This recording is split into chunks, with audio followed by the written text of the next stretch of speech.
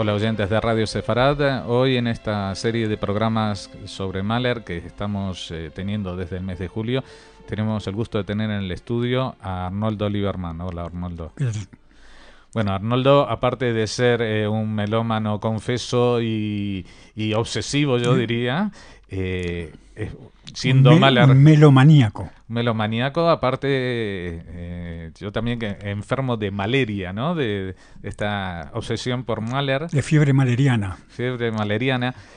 Pues aparte de serlo en el plano personal, pues también lo ha volcado en el plano profesional a través de un libro publicado hace ya 35 años, titulado Gustav Mahler o El corazón abrumado. Yo le he dicho a Arnoldo, vamos a hablar de ese libro y de lo que tu visión de Mahler dice, eso es imposible, pero vamos a intentar, ya que no todas las ideas que se expresan en ese libro, sí ver un poquito quién era este personaje, porque aparte de ser un músico del cual se celebran 150 años de su nacimiento, y que tiene unas particularidades anecdóticas, que era un gran director, que en vida su obra no siempre fue muy bien recibida, pues ¿quién era este Mahler? Bueno, es una pregunta ancha y larga, como diría Mario Vargas Llosa, pero mira, cuando escribí el libro, la finalidad también, que ya no existe, que en aquel momento existía, era divulgar un poco la figura de Mahler, en la medida en que en España era bastante poco conocido. El que había introducido a Mahler en España era el cura Federico Sopeña. Y a nivel musicológico más que interpretativo, o sea, no estaba mucho en el repertorio de las sinfónicas. No, pero él era un tío profundo y interpretaba a Mahler de una manera, digamos, donde mezclaba lo sacerdotal con lo lúcido. Pero en este momento ya la visión de Mahler, después de tanto recorrido y tanto tránsito por la vida de él, ya es distinta, ya hay que hablar de una manera no divulgativa, ¿no? Sino hablar de un hombre que esencialmente marcó una época fundamental en la historia, no solamente de la música o del arte, quizá en la historia del pensamiento, porque Mahler cabalgó entre el siglo XIX y el XX y creó una música que representó esa transición tan conflictiva, tan difícil, tan dolorosa para muchos, y hizo escuela. Hizo una escuela tan notable que desde Mahler en adelante la música cambia sustancialmente. Y sus alumnos, tanto Arnold Schoenberg como Alban Berg, como Anton Weber, crean una música distinta. Una música que, según ellos y según muchos de nosotros, se adapta más a las crisis, a los interrogantes y a las dificultades del hombre del siglo XX. Pero quien dio el puntapié inicial de esta historia fue Mahler. ¿Y tú crees que Schoenberg se reconocería como heredero de Mahler? Absolutamente. Schoenberg, de cualquier manera, era un ser tan extraordinariamente inteligente y cuidadoso que siempre declaraba que él no era un representante, digamos, perturbador ni transgresor de normas ya establecidas, sino que él era un continuador de esas normas. Siempre decía una cosa que a mí siempre me gusta mucho repetir, y decía: mi música es como la de Beethoven, nada más que con las notas cambiadas. ¿No? Pero de alguna manera eso era un reconocimiento de una historia, de un linaje musical en la cual él se sentía en ese momento el representante, ¿no? De cualquier manera, desde el punto de vista objetivo, fue el creador de un nuevo modo de música. La música dodecafónica es otra cosa que lo que se hizo en el siglo XIX. Y Mahler era el continuador también, de alguna manera, de esa tradición de Beethoven. O sea, por ejemplo, la coral, el movimiento último de la última sinfonía, la cumbre de la obra beethoveniana, esta obra coral. La introducción de la palabra. La introducción de la palabra, que después Mahler la hace uso hasta el punto de que muchas de sus obras no se llaman sinfonías, pero son sinfonías con coros, ¿no? O sea, el Canto de la Tierra, por ejemplo. De cualquier manera, el Canto de la Tierra tiene una trampita. Él no la quiso llamar sinfonía porque hubiera sido la sinfonía número 9 y según la tradición de la música, la sinfonía número 9 era la última que escribía un compositor. Beethoven fue la novena, Schubert fue la novena, Borchardt fue la novena, Bruckner fue la novena, entonces él estaba cuidadoso. Entonces llegó a la octava y cuando escribió la novena lo llamó la Canción de la Tierra. Y cuando escribió la 10ª la llamó novena. Y después hubo una undécima, pero que no la terminó de escribir. No la terminó. O sea, que tenía razón con eso. Que vendría a ser la 11. Que vendría a ser la 11, pero tenía razón con eso de que más de 9 no se pueden... Exactamente. Bueno, él en realidad duró poco, ¿no? Sí, duró 51 años. Momento, no llegó a... Bueno, vamos a volver entonces, aparte de ubicarnos en esa transición de la música, digamos... porque Mahler no solamente recoge el tema de Beethoven, también él recoge algo que es un poco inconcebible, que es el límite al que había estirado la música Wagner. Wagner siendo, como era, declaradamente antisemita, su mujer todavía más, Cosima Wagner, que lo llama para dirigir a pesar de que él era judío y a pesar de que habían echado a otro director judío como Hermann Levy de los festivales de Bayreuth, se rinden los antisemitas, que eran un partido político, no era solamente... un partido político con tinte wagneriano. Con tinte wagneriano, que tenía la alcaldía de Viena, etcétera, etcétera. Y esta gente, por ejemplo, el Ritter el famoso periodista, que dice, yo soy antisemita, odio esto, pero tengo que reconocer que este tío, como toca, nadie es capaz de hacerlo, ¿no? Exactamente. Bueno, Mahler en ese sentido sufrió toda la vida los avatares del antisemitismo, toda la vida. El hecho de que él se haya convertido para poder acceder a ser director de la Ópera de Viena, condición sin la cual no había posibilidades, no significa que no haya sido judío toda la vida. Una cosa que yo discutí aquí con Henri-Louis de Lagrange cuando vino, que es el gran biógrafo de Mahler, es que yo tenía información concreta de que Mahler, cuando visitaba un pueblo nuevo, a donde primero iba a visitar era la sinagoga. Pero sin embargo, Mahler, digamos, tanto la biografía de Lagrange como la de Paul Stefan y todas las, digamos, las notas que toman Natalie Bauer y Alma Mahler, pues no hace mención a una educación judía, ¿no? Más bien es como que hay dos mundos ahí. Yo siempre lo veo como el padre y la madre, muy freudiano ahí. De cualquier manera hay una educación judía. El padre lo llevaba a la sinagoga y Mahler cantaba en el coro de la sinagoga. De cualquier manera, es cierto que también iba a la iglesia, tenía una chica de servicio que lo llevaba a la iglesia de escondidas, pero que le gustaba más la iglesia que la sinagoga, eso lo decía él, porque la música era mejor. La música era instrumental, entre otras cosas, claro. Pero de cualquier manera, su formación ha sido judía, no ha sido la ortodoxia judía tradicional, pero está imbuido de judaísmo en todos los aspectos. No hay más que estudiar su música a fondo, como lo ha estudiado Lenny Bernstein, por ejemplo. Hay música klezmer en la primera sinfonía, hay un shofar en la segunda sinfonía, hay melodías de sinagoga tradicional en la tercera sinfonía. Hay judaísmo por todos lados. Lo que pasa que, claro, aceptar que el más grande sinfonista de la historia de la música después de Beethoven, ¿no?, era un judío, no era fácil de aceptar en aquella época. Ni en esa época ni posteriormente, o sea, porque la historia de Mahler, bueno, él lo decía, pero claro, hay mucha gente que dice muchas cosas.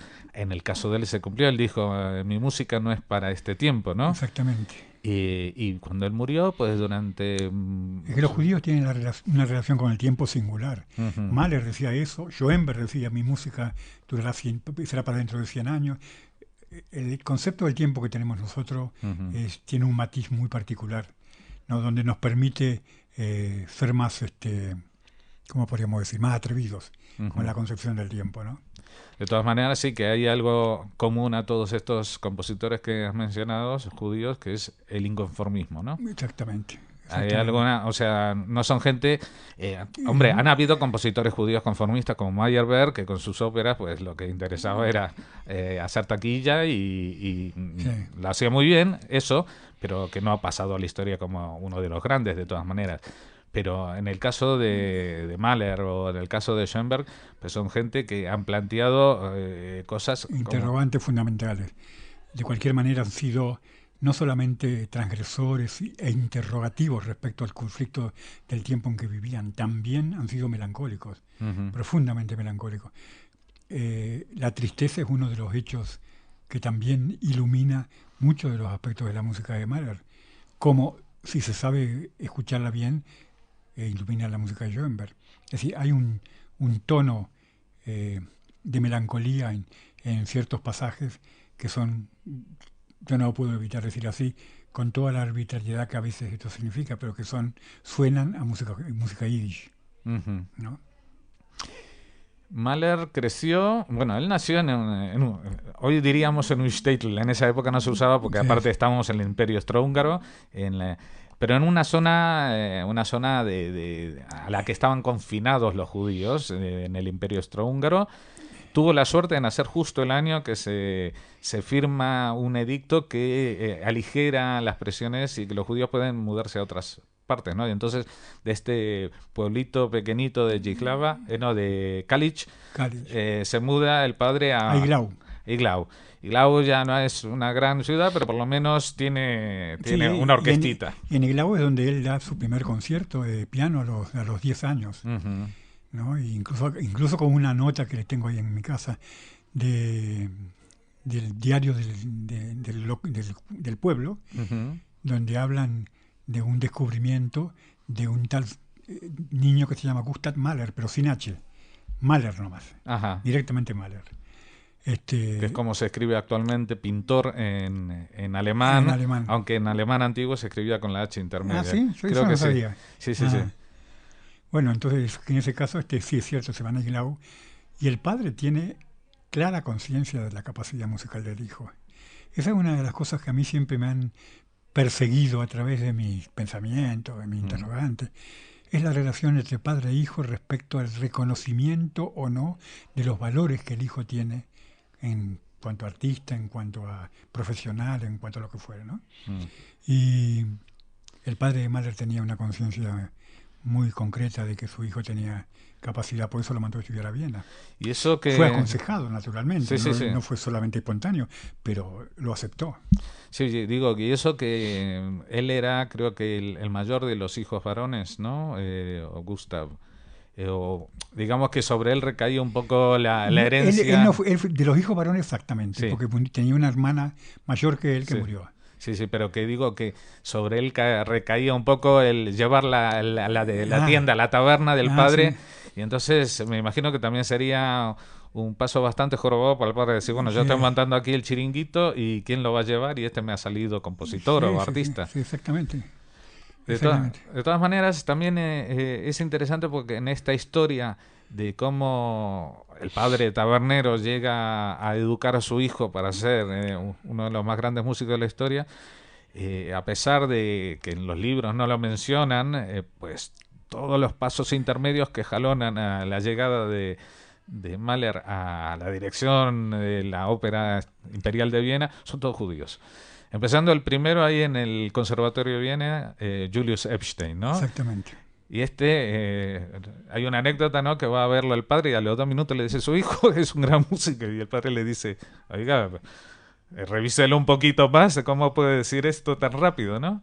El tema de lo judío en Mahler es un tema controvertido, porque para mucha gente, especialmente para los no judíos, es como una cuestión anecdótica, que sufrió persecuciones en su infancia, que se vio obligado a hacerlo, y ahí se acabó el trámite, ¿no? Pero creo que es una visión superficial, porque en la historia cualquier ser humano, judío o no judío, las influencias de la historia infantil, de las dificultades, de los conflictos de la adolescencia, todo eso tiene que colorear una obra. No puede disociar la obra de tal manera que eso no tenga nada que ver. Entonces la historia de Mahler está permanentemente... Bueno, él llegó a decir Dice aquella famosa frase, en Bohemia consideran que soy austríaco, en Austria consideran que soy alemán, pero en todos lados consideran que soy judío, y siempre mal venido. Ya. O sea, era como triplemente Sí. minoría dentro de minoría. Sí, triplemente extranjero. Ahora, esa triple minoría tampoco era exclusiva ni de él ni de otros genios de la historia, porque se ha dado el caso, por ejemplo, también de esta zona de Chequia integrada dentro del Imperio Austrohúngaro, de gente muy importante como el propio Kafka, ¿no? Que son judíos, que son germanoparlantes dentro de un país que no lo es, integrado en un país que sí es germanoparlante, etcétera, etcétera. Exactamente. De cualquier manera, negar la judeidad de Mahler es parecido a negar la judeidad de Kafka. ¿No? Yo creo que son seres absolutamente marcados por su pertenencia, pero no solamente marcados por su pertenencia, porque la educación de uno u otro en ciertos momentos ha tenido ese color, sino también porque la situación en Europa en aquel momento era claramente antisemita. Entonces, la persecución a la que han sido sometidos estos dos seres y varios más, ¿no? Marcan su obra. De ninguna manera. Mira, yo dudo que un judío tenga más capacidad intelectual para interpretar la metamorfosis de Kafka que un cristiano. Pero creo que tiene más capacidad vivencial para interpretarla. De eso estoy convencido. Es decir, la historia de los judíos hace que nosotros tengamos una sensibilidad especial para determinadas situaciones de extranjería en el mundo. Como diríamos entre nosotros, ¿quién no se ha despertado sintiéndose una cucaracha? Claro. En algún momento. Exactamente. O que nos han hecho sentir una cucaracha. Exacto, bueno, a eso me refería en el sentido metafórico. Otra pregunta que a mí siempre y ahora aprovecho tu faceta de que también sos psicoanalista y aparte poeta, o sea que a ti te llega Mahler por todas partes. Yo te dije que no se puede ser perfecto. No, ya, pero eso lo dejamos para ser argentino. Bueno, el tema es de que si bien, como decíamos antes, de cómo aparecen judíos entre las amistades, entre los que le ayudan, entre incluso compositores favoritos, etcétera. En el plano de las relaciones afectivas, yo creo que nunca se enamoró de una judía. O si fue en el pueblito cuando tenía 10 años. Siempre con... Él tenía una debilidad especial por las intérpretes, sobre todo por las sopranos. Las sopranos, como la Mildenburg esta, ¿no? Sí. Y entonces quizá eso lo distraía de una vocación más semítica para el amor. Pero de cualquier manera... digamos, eso no coloraría de ninguna manera el hecho de que no haya tenido circunstancialmente, cuando creo que tuvo 3 amores en su vida, y digo mucho me parece, ¿no? En ese sentido, no. Aparte Alma lo bloqueó amorosamente porque fue una mujer de mucho calado, de mucho fuste, de mucha presencia y de mucha belleza. Sí, bueno, de Alma tendremos que dedicarnos a un programa, sino a otra serie, para hablar de Alma. Bueno, en este espacio más adelante prometo poner un cuento de Woody Allen sobre un musical sobre Alma Mahler que es desternillante. Pero bueno, fue la mujer que lo marcó. También él marcó mucho a esa mujer, la dejó muy marcada.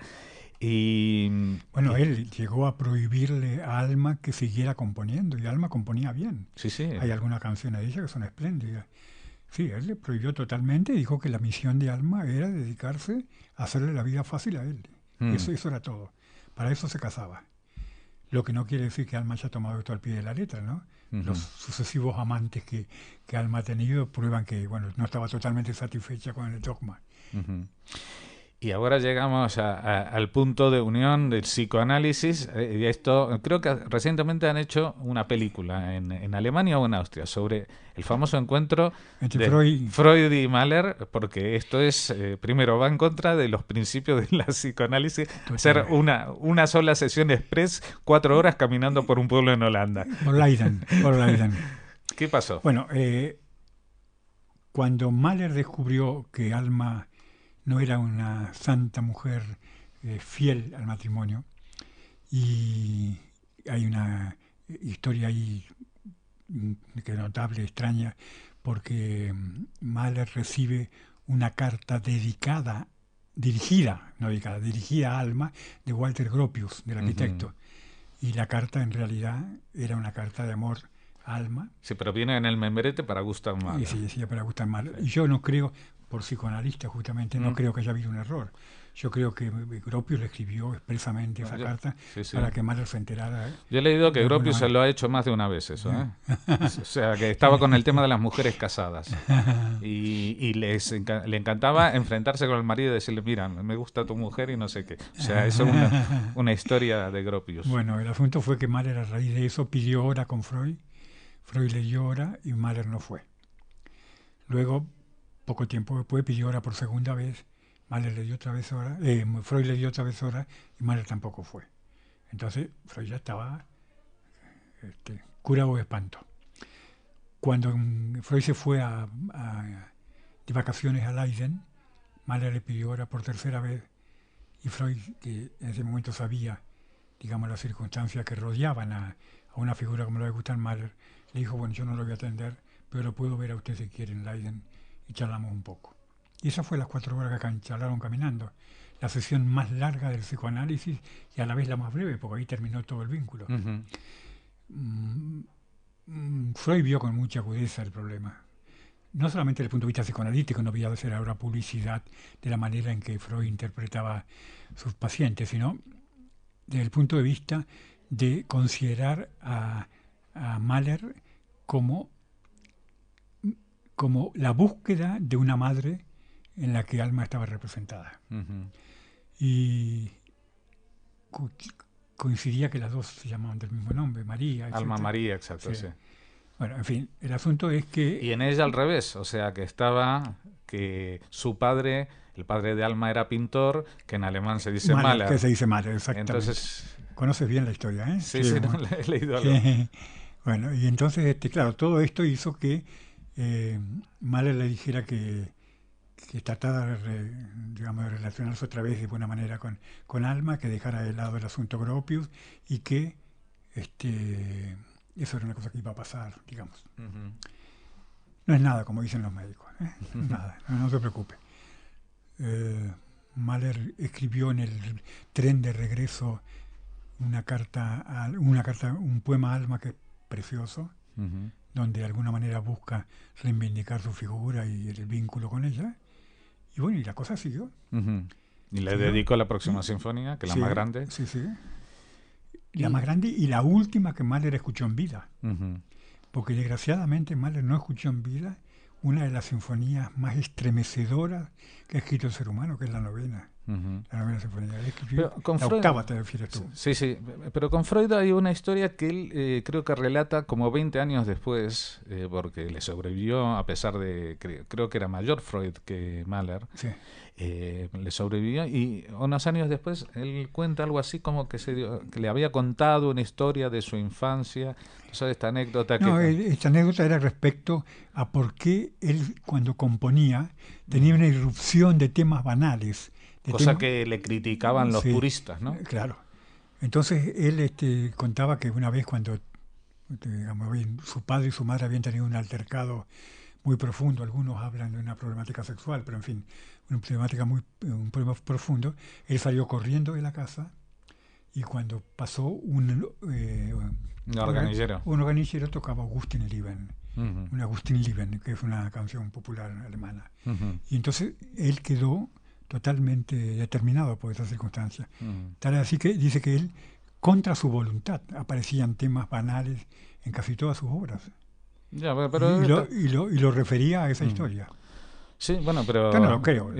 Igual habría que rastrear porque en la misma sinfonía de Beethoven que mencionábamos, en el mismo movimiento, en el momento más álgido de la boda, la alegría, no sé si te acordás, que de pronto empieza tarán, tatán, tatán, que es una marcha turca. O sea que en el apoteosis del género humano, la música... Los compositores no hay que tratar de extraerles, digamos, significaciones últimas, cosas que son a lo mejor parte de su music-drama. ¿No? Así que... Arnoldo, una última pregunta para cerrar el programa de hoy. ¿Qué es lo que abrumaba realmente el corazón de Gustav Mahler? Bueno, yo creo que Mahler es comparable a Kafka. Lo que los abrumaba era el encontrarle un sentido a la vida que tuviera verdaderamente fecundidad, algo que justificara el vivir. Que eso estaba marcado también por el antisemitismo, estaba marcado por los conflictos amorosos, estaba marcado por la búsqueda de una expresión musical que, digamos, que superara las anteriores, en fin, todo eso se puede señalar. Pero esencialmente yo creo que eran filósofos frustrados, buscadores de absoluto. Bueno, gracias Arnoldo por esta aproximación personal y universal, porque cuanto más uno se pone en el plano personal, más comparte con todos estas impresiones o estos deseos. Y a ustedes ya saben, nosotros en algunos programas ponemos música, en otros programas hablamos sobre la música, pero siempre el tema sigue siendo Gustav Mahler. Muchas gracias.